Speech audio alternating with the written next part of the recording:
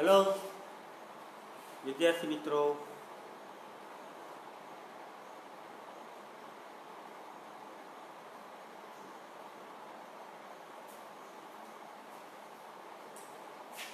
ધોરણ 12 વિષય આંકડાશાસ્ત્ર પ્રકરણ 1 સૂચકાંક જે આપણે સમજી રહ્યા છીએ એને આગળ વધારીએ છીએ.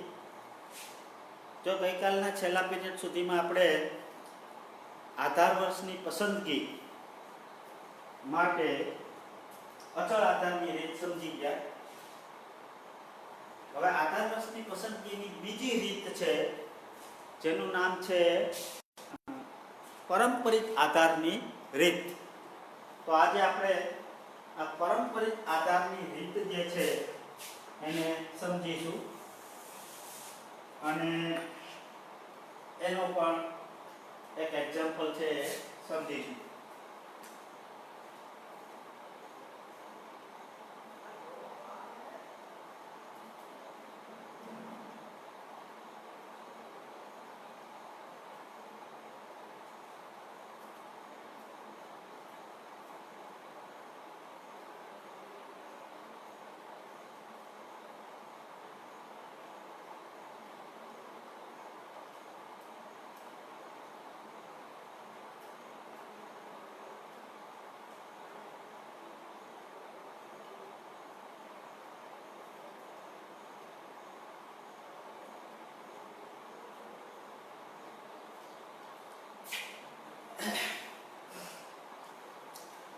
તો પરંપરિત આધારની રીતમાં શું કરવાનું હોય? જો પરંપરિત આધારની રીતમાં કોઈ એક વર્ષ કે કોઈ સમય, ચોક્કસ વર્ષ કે સમયને આધાર વર્ષ તરીકે લેવામાં આવતું નથી, પણ તમારે જે વર્ષનો સૂચકાંક શોધવાનો હોય એની અગાઉનું જે વર્ષ હોય, અગાઉનું, દાખલા તરીકે તમારે 2015 નો સૂચકાંક શોધવો છે તો આની અગાઉનું વર્ષ કયું આવે?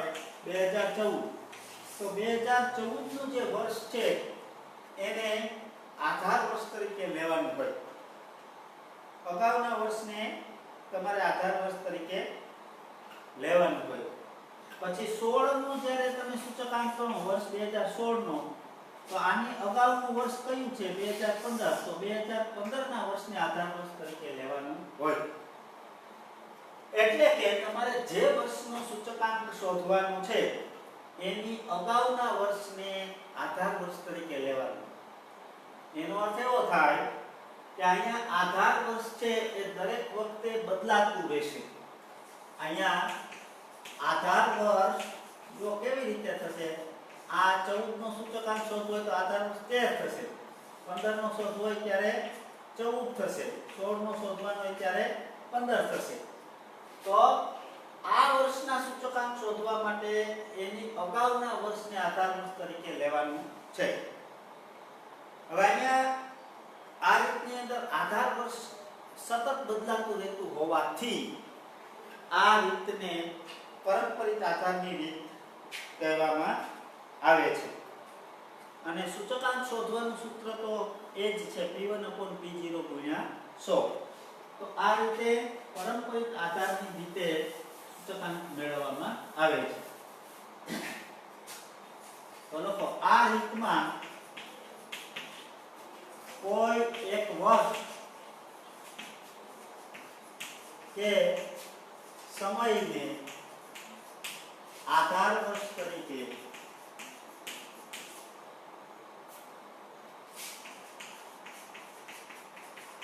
લેવામાં આવતું નથી, પરંતુ જે વર્ષનો સૂચકાંક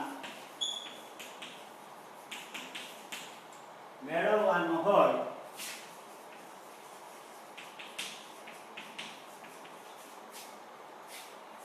તેની અગાઉના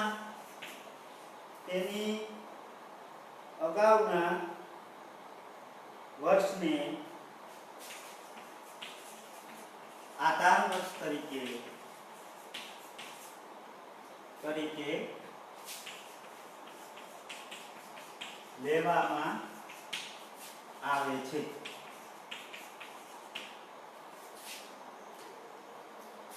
આ રીતમાં આધાર વર્ષ સતત બદલાતું હોવાથી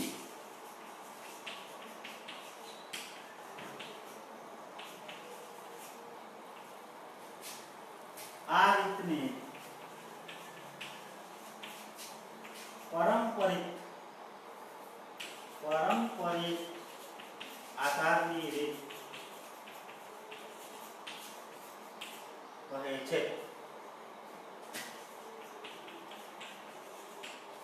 પારંપરિક આધારની રીત કહે છે. આ રીતમાં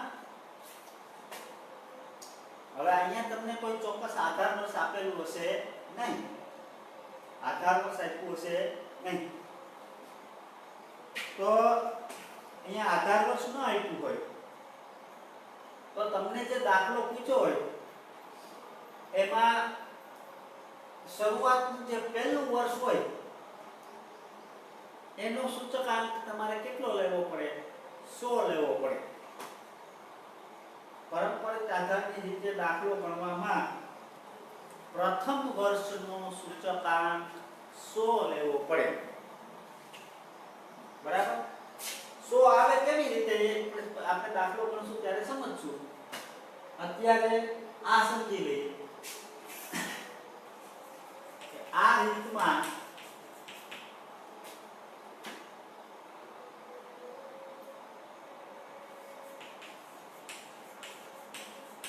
પ્રથમ વર્ષનો સૂચકાંક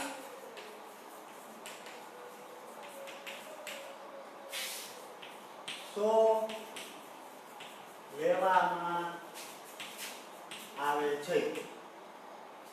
પ્રથમ વર્ષ જે હોય તેનું અને સૂચકાંકનું સૂત્ર જે છે I બરાબર P1/P0 ગુણ્યા 100. હવે જ્યારે પારંપરિક આધારની રીતે તમે સૂચકાંક મેળવશો ત્યારે દરેક વર્ષ માટે P1 અને P0 ના મૂલ્યો છે એ બદલાતા રહેશે. બેયના મૂલ્યો બદલાશે. બંનેના મૂલ્યો છે એ બદલાયા કરશે. આ તમારે ખાસ ધ્યાન રાખવાનું છે. પારંપરિક આધારની રીતે દાખલો જ્યારે ગણીએ ત્યારે P1 અને P0 બેયના મૂલ્યો બદલાશે. જો અચળ આધારની રીતમાં શું હતું? P1 જ બદલાતું હતું. P0 તો બધી જ ગણતરીમાં સરખો જ રહેતો. કારણ કે અહીંયા આધાર વર્ષ અચળ હતું. એટલે આ છેદની કિંમત જે છે એ બધી જ ગણતરી માટે એક જ સરખી રહેતી, અચળ રહેતી. જ્યારે અહીંયા બંને કિંમતો છે એ બદલાશે. આ તમારે કાળજી રાખવાની છે. બાકી ગણતરી પહેલાની જેમ જ છે કે એમાં કશું અઘરું નથી. હું તમને દાખલો એક સમજાવું એટલે તમને ખ્યાલ આવશે કે આમાં કેવી રીતે આપણે ગણતરી કરવાની છે.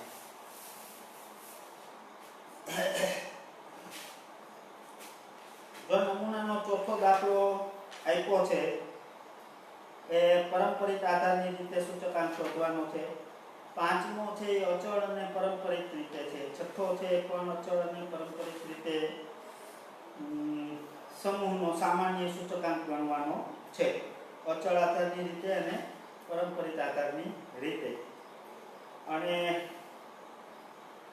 સાતમો ઉદાહરણનો દાખલો છે પણ સામાન્ય સૂચકાંક ગણવાનો છે. એટલે તમે એ બધા દાખલાઓ છે એ ગણશો. બરાબર? આપણે સ્વાધ્યાય 1.1 નો એક્ઝામ્પલ 1 લઈએ છીએ. હું રકમ આ રીતે લખું છું કે પારંપરિક આધારની રીતે સૂચકાંક મેળવો. અહીંયા કંઈક રકમ આપી છે એ રકમ આખી નથી લખતો, અહીંયા માત્ર એટલું જ લખું છું કે પારંપરિક આધારની રીતે સૂચકાંક મેળવો. જે દાખલો આપ્યો છે એનો બીજો ભાગ છે, પાર્ટ 2. પહેલો દાખલો છે એનો પાર્ટ 2 છે, પારંપરિક આધારની રીતે સૂચકાંક મેળવો. હવે આનું કોષ્ટક જે આપ્યું છે આપણે ઊભા કોષ્ટકમાં ફેરવીએ તો આ રીતે થાય. આખો દાખલો આપણે બોર્ડ ઉપર કરી શકીએ એટલા માટે મેક્સિમમ જગ્યાનો આપણે ઉપયોગ કરીએ છીએ. બરાબર.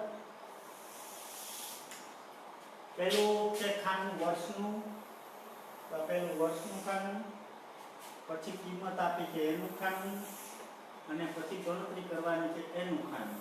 આવી રીતે આપણે 3 ખાના કરી દીધા. બરાબર. પહેલું ખાનું પહેલું કોલમ આપ્યું છે વર્ષ. અહીંયા આપણે વર્ષ લખશું. અહીંયા દૈનિક વેતન રૂપિયા, અને અહીંયા પારંપરિક આધારે સૂચકાંક. સૂત્ર લખશું I બરાબર P1/P0 ગુણ્યા 100. હવે જ્યારે વર્ષ લખીએ ત્યારે જગ્યાઓ રાખીને લખવાનું છે. મેં તમને કહી દીધું છે થોડી જગ્યા રાખવાની એટલા માટે કે ગણતરીમાં છેદમાં કિંમત આવે તો આપણે ઈઝીલી કરી શકીએ. ભલે બીજા પેજ ઉપર જવું પડે. 12 2013 2014 અહીંયા તમારે કન્ટિન્યુઅસ કરી નાખવાનું છે.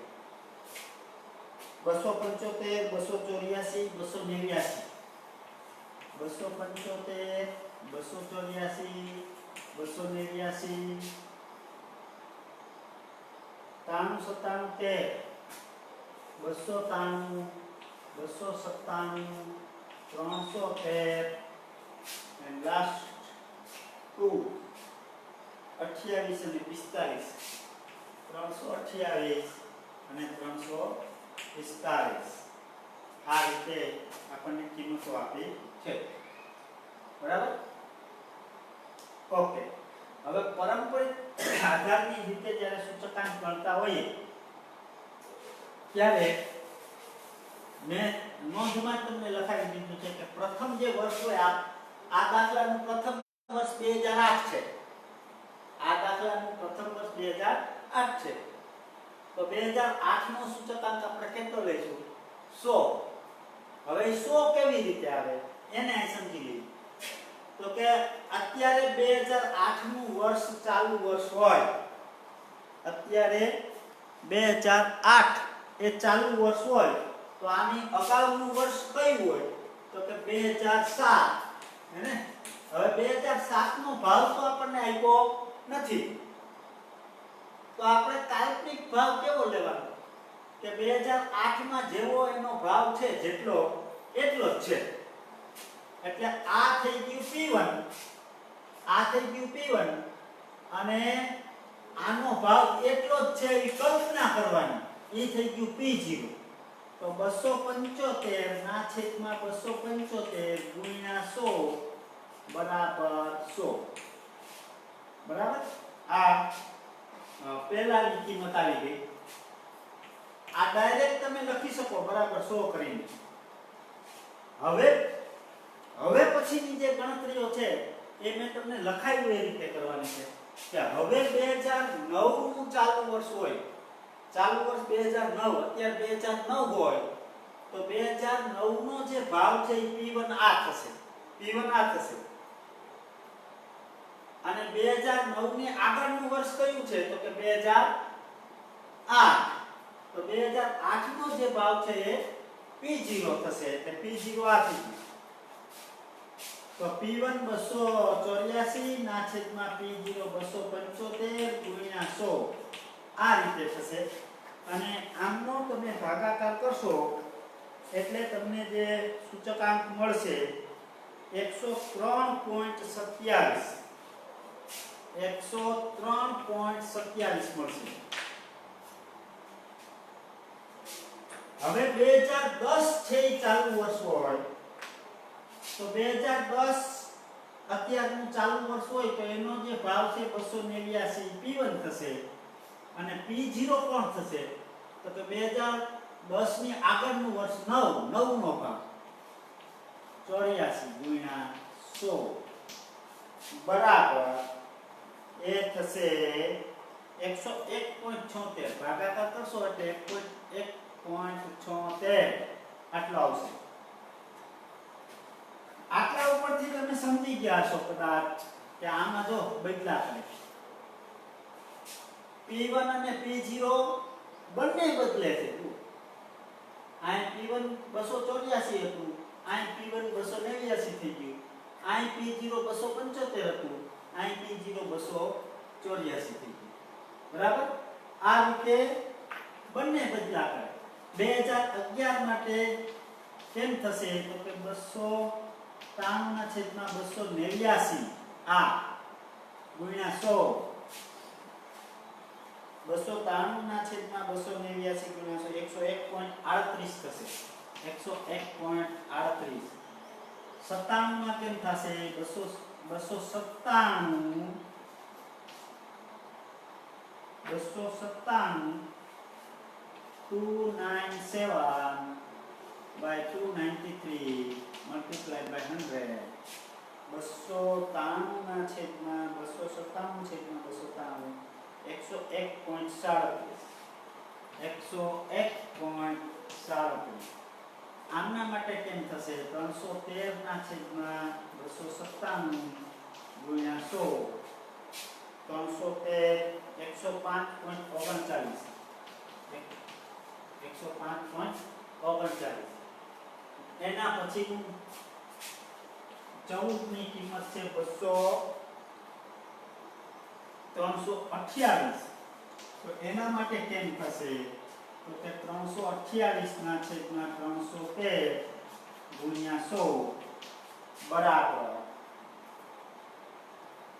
104.79 અને 15 માટે કેમ થશે 15 ની છે 345 તો એની ગણતરી કેમ થશે તો કે 345/313 ગુણ્યા 100 બરાબર 105.18 આટલી થશે. તો આ થઈ ગયો પરંપરિત આધારે સૂચકાંક. પરંપરિત આધારે સૂચકાંક આ રીતે મેળવાય. હવે પરીક્ષામાં 2 માર્કનો દાખલો હોય તો તમને અચળ આધારની રીતે સૂચકાંક મેળવો એમ પૂછે અથવા પરંપરિત આધારની રીતે સૂચકાંક મેળવો એમ પૂછે. 3 માર્કનો દાખલો હોય તો કદાચ 2 પૂછે કે અચળ આધારે સૂચકાંક મેળવો અને પરંપરિત આધારે સૂચકાંક મેળવો. હે તો શું કરવાનું એક જ કોષ્ટકમાં 2 મેળવી લેવાનું. આ પરંપરિત આધારે સૂચકાંક મેળવો, અહીંયા અચળ આધારે સૂચકાંકની ગણતરી કરી લેવાની. એક જ આપણા પાઠ્યપુસ્તકમાં ઉદાહરણો આપ્યા છે એમાં એક જ કોષ્ટકમાં મોટા ભાગની ગણતરીઓ છે એની સમાવેશ કરી લેવામાં આવ્યો છે. તમે જો પાંચમું ઉદાહરણ છે ઉદાહરણ 5 એમાં તમે જુઓ અચળ આધારે સૂચકાંક આમ કરવાનું હેતુ એ છે આ કિંમતો તમારે 2 વખત ન લખવી પડે. આ ગણતરી તો કરવી જ પડે પણ આ કિંમતો છે 2 વખત લખવી પડે નહીં. સીધું આ પરંપરિત આધારે સૂચકાંક થઈ ગયો અને આના આધારે અહીંયા અચળ આધારે સૂચકાંક મળી જાય. તો આંકડાશાસ્ત્રનો કોઈ પણ દાખલામાં કોષ્ટક બનાવવાનું હોય ત્યારે ખાસ ધ્યાન રાખવાનું છે એક લીટીની જગ્યા છોડીને એ કામ કરવાનું છે. એટલે આ છેદની કિંમતો આવે ત્યારે અક્ષરો જે નાના મોટા ન કરવા પડે પ્લસ એકબીજાની ઉપર ઓવરલેપિંગ ન થઈ જાય આ ધ્યાન રાખવાનું છે ખાસ. એટલે જ્યારે કોષ્ટક બનાવીએ ત્યારે તમારી નોટબુક જે છે એમાં આ રીતે 3 લીટી હોય અને 3 લીટી આ રીતે તમારી નોટબુકમાં લીટીઓ આ રીતે ગાળેલી હશે, બરાબર. જ્યારે આપણે કોષ્ટક બનાવીએ ત્યારે અહીંયા આપણે વર્ષ લખ્યું વર્ષ, તો અહીંયા આપણે લખશું 2008, પછી અહીંયા લખશું આપણે 2009. આ મૂકી દીધી કિંમત, પછી અહીંયા 175, અહીંયા 284 આમ છે. હવે જ્યારે તમારે સૂચકાંક ગણવાનું આવશે ત્યારે અહીંયા અંશને છેદમાં લખવાની થશે, તો તમે આમ લખી શકો સરળતાથી કે 275 ના છેદમાં 275 ગુણ્યા 100 બરાબર 100. આંકડાઓ છે એ તમને સ્પષ્ટ દેખાવા જોઈએ, પરીક્ષક જે છે એને સ્પષ્ટ દેખાવા જોઈએ. આનું લખો ત્યારે 284 ના છેદમાં 275 ગુણ્યા 100.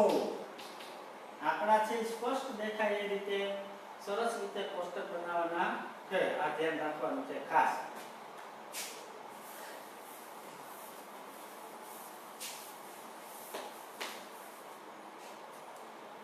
તો સમૂહનો સૂચકાંક શોધવાનો હોય, પરંપરિત આધારે સમૂહનો સૂચકાંક મેળવવાનો હોય તો એ પણ તમે આ રીતે ઈઝીલી મેળવી શકો.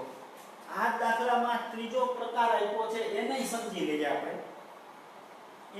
સમજી લઈએ, બરાબર. પરંપરિત આધારની રીતે કરી. હવે ત્રીજો પ્રકાર શું આપ્યો છે તો કે વર્ષ 2011 અને 13 ના દૈનિક સરેરાશ વેતનની સરેરાશને આધાર વર્ષના વેતન તરીકે લેવાનું. 2011 અને 13 નું જે વેતન છે, 11 અને 13 નું જે વેતન છે એને આધાર વર્ષના વેતન તરીકે લઈ અચળ આધારે સૂચકાંક ગણવું. આ ત્રીજું આપ્યું છે. તો એની ગણતરી કેમ થાય? જો તો આ જે કોષ્ટક છે એનો ત્રીજો પાર્ટ કરું છું. ત્રીજો ભાગ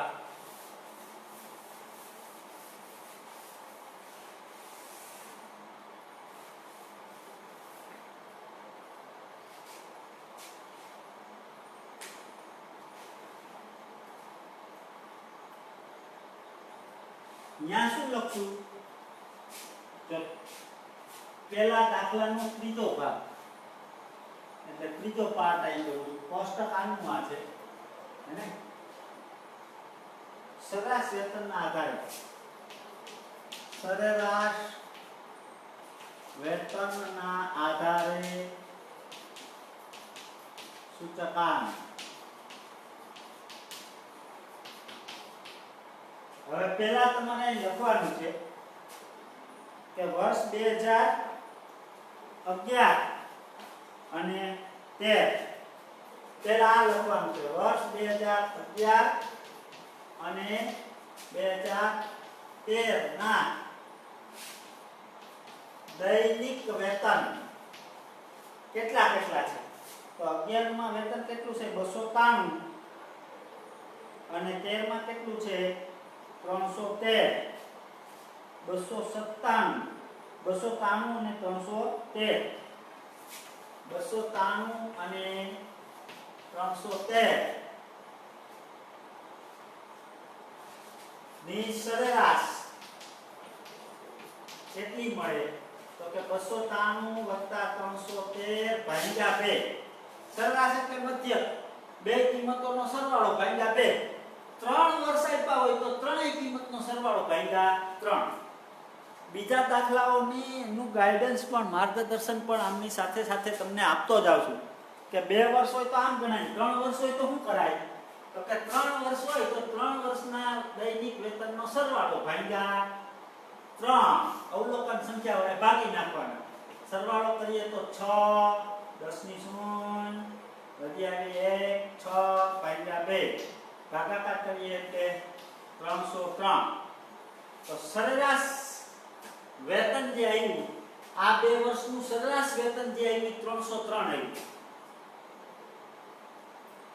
હવે 2011 અને 13 ની સરેરાશ જે આવી એને આપણે આધાર વર્ષની કિંમત લેવાની છે. તેથી આધાર વર્ષની કિંમત P0 બરાબર 303 રાખવાનું છે. P0 જે આ સરેરાશ આવે એ P0 થઈ ગયું. હવે તમારે ગણ્યા કરવાના છે. હવે તો અહીંયા આધાર વર્ષ આ બે છે જુદા જુદા. આ બે જુદા જુદા વર્ષની સરેરાશ છે આધાર વર્ષ છે. આધાર વર્ષની કિંમત આટલી છે એટલે અહીંયા એકય નિયમ એવો નહીં લાગુ પડે કે પહેલા વર્ષની આટલી ને આધાર વર્ષ આપ્યું એની આટલી. આધાર વર્ષ આ એક જ નથી એટલે બધાની ગણતરી કરવાની. કેવી રીતે તો બતાવું તમને કે અહીંયા 2008 ની ગણતરી કરો તો 2008 નો ભાવ 275 વેતન ના છેદમાં આધાર વર્ષની કિંમત 303 ગુણ્યા 100 આમ થશે. અહીંયા આધાર વર્ષની કિંમત આટલી છે એટલે P0 બરાબર 303 બધાયના છેદમાં આવશે. હવે આનો તમે ભાગાકાર કરશો એટલે આવશે 91.36. જુઓ છેદ મોટો છે. આની ગણતરી 2009 ની ગણતરી કરશો તો 284 ના છેદમાં 303 ગુણ્યા 100 બરાબર 94.35 94.35. આની ગણતરી કરશો તો ચાલુ વર્ષની ચલ કિંમત 289 ના છેદમાં આધાર વર્ષની 303 છેદમાં 100 બરાબર 96.08 96.01. આની ગણતરી કરશો ત્યારે 293.303 multiply by 100 is equal to એની ગણતરી કરશો ત્યારે ત્રાણું માટે 97.34 97.34. આની ગણતરી કરશો ત્યારે 297/303 multiply by 100 97 ની કિંમતની ગણતરી કરશો ત્યારે 98.67. આની ગણતરી 313 ના છેદમાં 303 ગુણ્યા 100. હવે જો મોટો આવ્યો છે અંશ કરતા એટલે અહીંયા 100 ઉપર જશે 103.99 103.99. આની 328/303 ગુણ્યા 100 બરાબર 108.97. આ રીતે સરેરાશના આધારે તમારે સૂચકાંક છે ગણવાનો છે. બીજો દાખલો છે આ જ રીતનો છે એ તમે કરી શકશો આના આધારે. હવે ત્રીજો દાખલો વસ્તુના સમૂહનો જ્યારે સૂચકાંક શોધવાનો હોય ત્યારે પારંપરિક આધારે સૂચકાંક મેળવવાનો હોય તો અચળ આધારનો તો આપણે દાખલો ગણ્યો છે. પારંપરિક આધારનો દાખલો એ અને ચોથો દાખલો એ માત્ર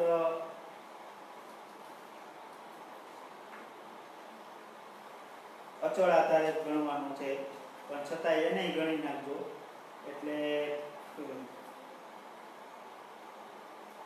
2012 ને આધાર વર્ષ તરીકે લઈ અને ગણવાનું છે. બરાબર. તો એ દાખલાઓ સ્વાધ્યાય 1.1 ના હવે ત્રણેય રીતના આવડી ગયા. ત્રણેય રીત મેં તમને બતાવી દીધી. પછી આગળ આપણે નેક્સ્ટ પીરિયડમાં જઈશું એમાં પારંપરિક આધારના ગુણ અને દોષ લખી અને પછી નેક્સ્ટ મુદ્દો છે એ આપણે સમજીશું. અને અહીંયા આપણો આ પીરિયડ છે પૂરો કરીએ છીએ. થોડાક નેટવર્કના પ્રોબ્લેમના હિસાબે ઘણો બધો પ્રોબ્લેમ અને ડિસ્ટર્બન્સ થાય છે, છતાંય આપણે ધીમે ધીમે આપણું કામ ચાલુ રાખીએ છીએ. તમે પણ એને ફોલો કરજો. આવજો.